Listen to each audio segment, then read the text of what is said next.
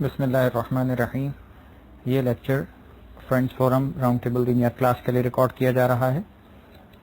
Class 9 lecture number 7. بسم اللہ الرحمن الرحیم.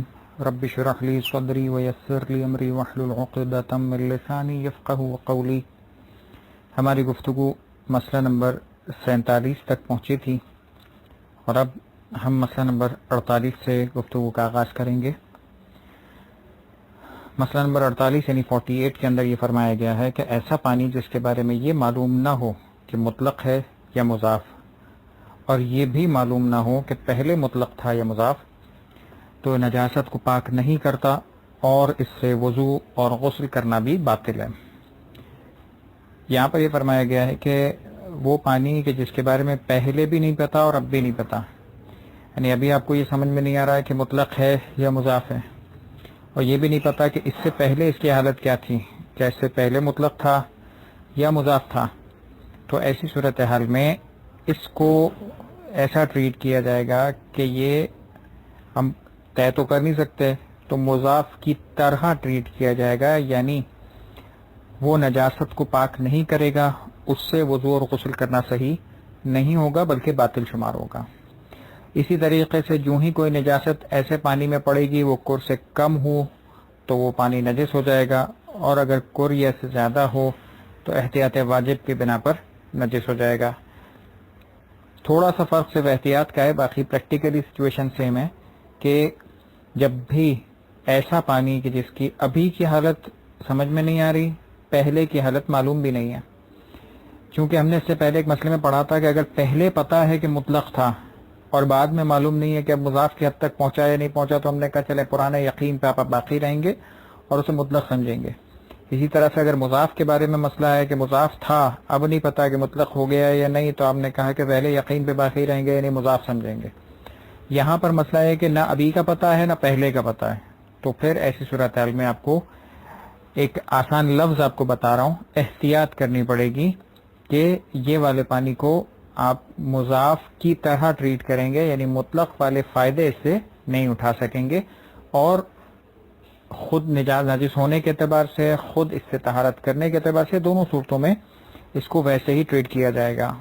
ہاں کور سے کم ہوا، اور اگر مثال کے طور پر فرض کریں کہ ابھی ہمیں تو نہیں پتا، ہم تو سمجھ رہے ہیں کیسا ہے، اگر مطلق کور سے کم تھا تو کہلائے گا قلیل پانی، تب بھی وہ نجاست کے لگنے سے نجس ہو جائے گا. اور اگر کور سے زیادہ ہوا اور اگر یہ مطلق ہوا تو ہو سکتا ہے کہ وہ تبدیلی والا مسئلہ ہے، لیکن چونکہ ہم کو نہیں پتا تو وہ بھی احتیاط واجب کے بنا پر نجس ہی شمار کیا جائے گا. یہ ہو گیا مسئلہ نمبر 48.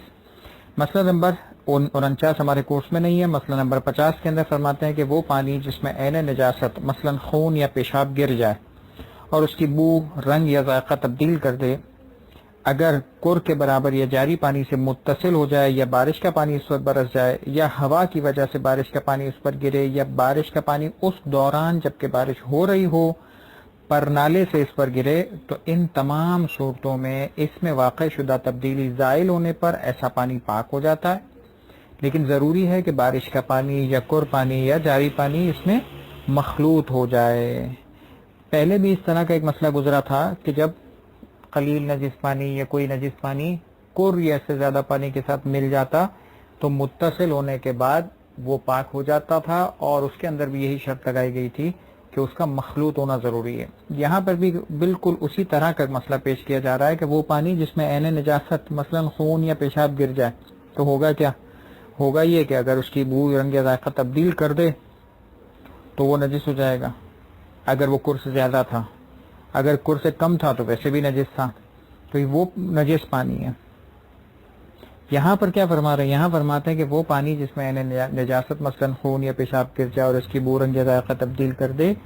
اب یعنی اگر کر پانی کا رنگ و ذائقہ تبدیل ہو گیا، اب ایسے نجس کر پانی کو، جو کر پہلے تھا اب تو نجس ہو گیا، نجس پانی کو اگر کر برابر پانی سے ملا دیں، یعنی متصل کر دیں، اٹیچ کر دیں، یا جاری پانی سے متصل ہو جائے، مثلا کسی پائپ کے ذریعے سے، لائن کے ذریعے سے جاری پانی سے آپ نے ملا دیا، یا بارش اس پر برس گئی، تو یہ تینوں صورتوں میں یا یا تو یہ تین چیزیں تو ہیں جو نارمل صورتحال ہے. اسی بارش کے پانی میں ایک صورت یہ بھی ہو سکتی ہے کہ بارش ڈائریکٹ اس پر تو نہیں برس رہی. مثلا ایک کور پانی کا ٹینک ہے جو آپ کی ایک گیلری میں پڑا ہوا ہے یا کسی ایسی جگہ پڑا ہوا ہے جس کے اوپر چھت لگی ہوئی ہے, جس کے اوپر کوئی شیڈ لگا ہوا ہے, لیکن بارش برستے برستے ہوا کی وجہ سے بارش کا پانی اس کے اوپر آ رہا ہے. کھلی جگہ پہ ایسا ہو سکتا ہے کہ جب کراس میں بارش ہو رہی ہوتی ہے تو اس کا نتیجہ نکلتا ہے کہ ہوا کی وجہ سے بارش کا پانی اس پر گر سکتا ہے. تو اگر ایسا ہو رہا ہو تب بھی چلے گا. یا بارش کا پانی اس دوران جب بارش ہو رہی ہو پرنالے سے گر رہا ہو. پرنالا کہتے ہیں وہ پائپس وغیرہ کے جو چھت پر لگائے جاتے ہیں یا اونچی مقامات پہ لگائے جاتے ہیں, جس کی وجہ سے اوپر جمع ہونے والا پانی پائپس کے ذریعے سے نیچے گرتا ہے. تو ایسی صورتحال میں بھی کیا ہوگا کہ وہ پانی پرنالے کے ذریعے سے گرتا ہو. لیکن یہ پرنالے سے گرنے والا پانی اس وقت بارش کا حکم رکھے گا جب بارش ہو رہی ہو اور پانی گر رہا ہو. لیکن اگر بارش ختم ہو گئی اور پھر پانی گر رہا ہے تو وہ اس کا حکم نہیں رکھے گا. تو بارش ہو رہی تھی اور پرنالے سے گر رہا تھا تب بھی اس کا سیم یہی حکم ہے. اگر ایسا ہو تو ان تمام صورتوں میں اگر اس میں واقع شدہ تبدیلی زائل ہو جائے تو کیا ہوگا, یعنی مثال کے طور پہ پہلے اس میں رنگ یا ذائقہ تبدیل ہو گیا تھا, اسی وجہ سے تو وہ پانی نجس ہوا تھا.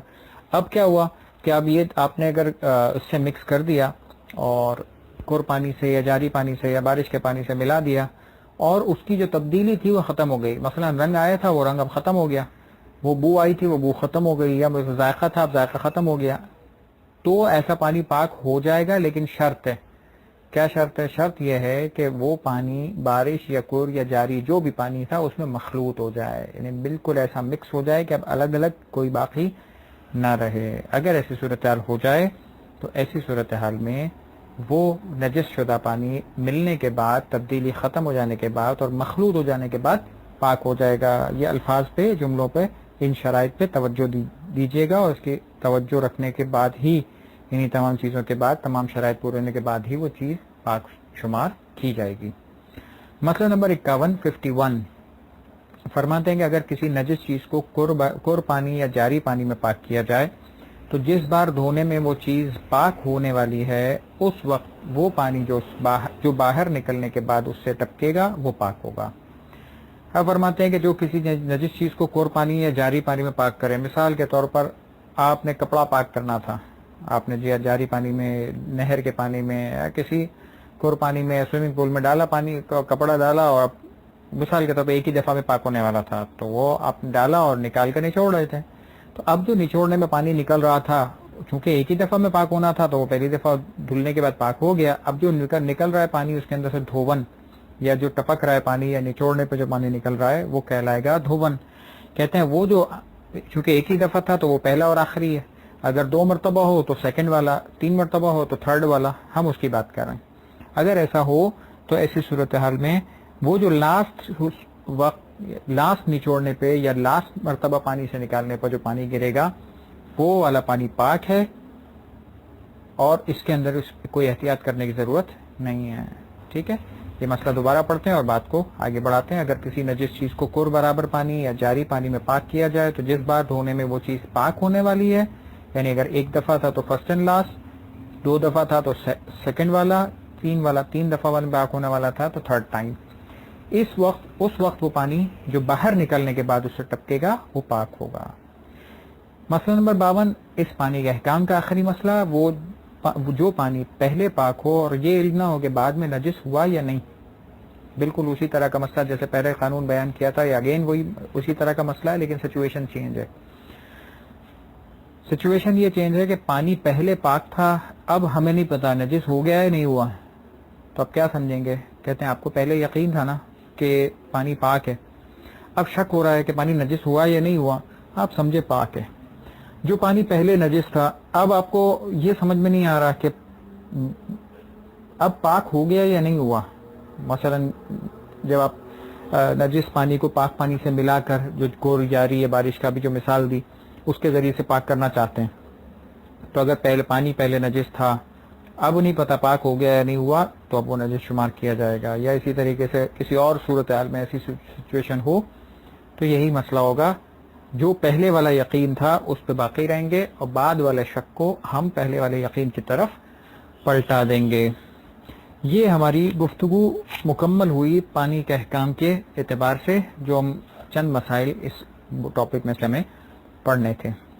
اب بات آتی ہے کہ ان مسائل کی کہ جن مسائل میں ہم طہارت کی گفتگو تو کریں گے، لیکن یہ طہارت کی گفتگو وہ ہے کہ جو طہارت باطنی طہارت سے متعلق ہے. جیسے شروع میں بھی بیان ہوا تھا کہ طہارت دو قسم کی ہے. ایک ظاہری جو پانی سے کوئی چیز پاک کرنی ہو، لباس پاک کرنا ہو، جسم پاک کرنا ہو، کوئی زمین پاک کرنی ہو، کچھ بھی ہو، وہ تھا ظاہری طہارت کا حکم جو پانی سے متعلقہ آ رہا تھا.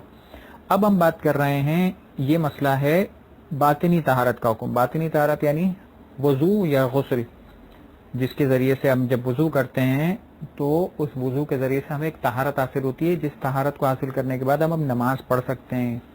اب ہم مثال کے طور پہ قرآن مجید کو ہاتھ لگا سکتے ہیں. اب ہم وہ والے کام کر سکتے ہیں کہ جن کے اندر طہارت کرنا ضروری تھی. تو اب ان تمام چیزوں کے احکام شروع ہو رہے ہیں. سب سے پہلے تو آپ کو ان شرائط وضو کی ہم بات کریں گے، یعنی وہ جو وضو کرنا ہمیں ضروری ہے، اس وضو کرنے کے اندر کن شرائط کا خیال رکھنا ضروری ہے. ہم شرائط وضو پہ بات شروع کریں گے. شرائط وضو یعنی جن چیزوں کے خیال رکھے بغیر ہمارا وضو درست نہیں ہو سکتا، شرائط وضو کہلاتی ہیں. اب یہ شرائط وضو، ایک ہے طریقہ وضو، واجبات وضو، ہم اس کی بات نہیں کر رہے. ہم بات کر رہے ہیں شرائط وضو، یعنی جب وضو کیا جائے یا وضو کرنے کے لیے ہم جائیں تو جن چیزوں کی، جس جگہ کی، جس پانی کی، جس طریقے کی فالوئنس ہم کو کرنی پڑے گی، وہ سارے شرائط کہلائیں گے. پہلے ہم ایک خاکہ پڑھ لیتے ہیں، پھر ہم چند شرائط کی تفصیل کی طرف توجہ دیں گے. سب سے پہلی بات، اغیث سیستانی نے جو شرائط کا تذکرہ کیا ہے، تقریباً 11 شرائط کا انہوں نے تذکرہ کیا ہے. کچھ ضمن کلام کے اندر موجود ہیں. ضمن کلام سے مراد یہ ہے کہ کچھ دیگر علماء نے شرائط کا ذکر کیا ہے، لیکن انہوں نے باقاعدہ شرط کے طور پر ذکر نہیں کیا. مسائل کے درمیان میں انہوں نے ان چیزوں کی طرف اشارہ کر دیا.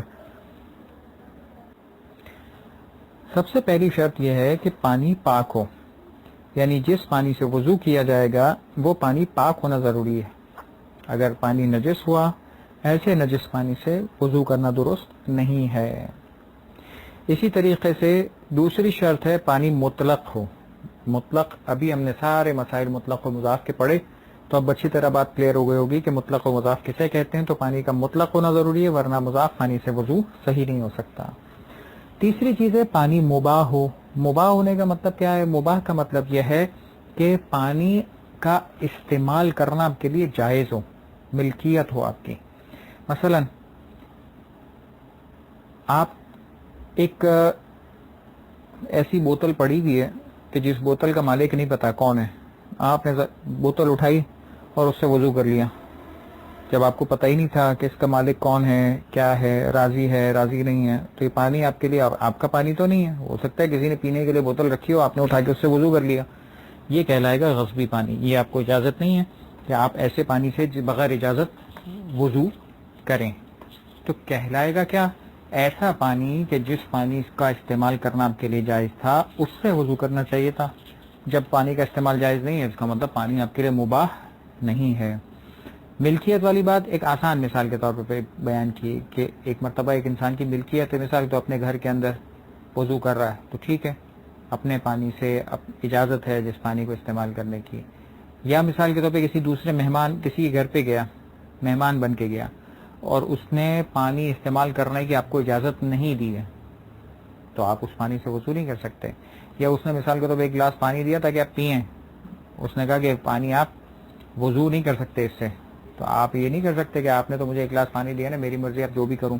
نہیں، اس نے اجازت نہیں دی ہے وضو کرنے کی تو آپ وضو کے لیے پانی استعمال نہیں کر سکتے. یہ پانی مباح نہیں کہلائے گا. اسی طریقے سے کچھ دیگر چیزوں کا تذکرہ ہے، ان چیزوں کو چھوڑتے ہوئے وضو کے اندر، شرائط کے اندر اگلی چوتھی شرط ذکر کی جاتی ہے کہ وضو کے اعضاء پاک ہوں. جب آپ وضو کر رہے ہوں تو وضو کے اعضاء پاک ہونے چاہیے. نجس جگہ پہ وضو نہیں ہو سکتا. مثال کے طور پہ آپ کو زخم لگا ہوا ہے، خون جمع ہوا ہے، آپ بولیں اسی کے اوپر میں پانی ڈال کے وضو کر لوں، نہیں چلے گا. تو وضو کے اعضاء پاک ہونے چاہیے، تب آپ کا وضو درست ہوگا، اور اس کے بغیر وضو درست نہیں ہے. اسی طریقے سے ایک اور اگلی شرط آتی ہے، پانچویں شرط، کہ وضو اور نماز کے لیے وقت باقی ہو. یعنی آپ کے پاس اتنا ٹائم ہونا چاہیے کہ جس ٹائم کے اندر آپ وضو کر کے نماز پڑھ سکیں تو آپ وضو کریں گے، ورنہ اگر آپ کے پاس اتنا ٹائم نہیں ہے تو آپ وضو نہیں کریں گے۔ اس کی وضاحت کے ساتھ ہم نیکسٹ لیکچر کا آغاز کریں گے۔ وصلی اللہ علی محمد وآلہ الطاہرین۔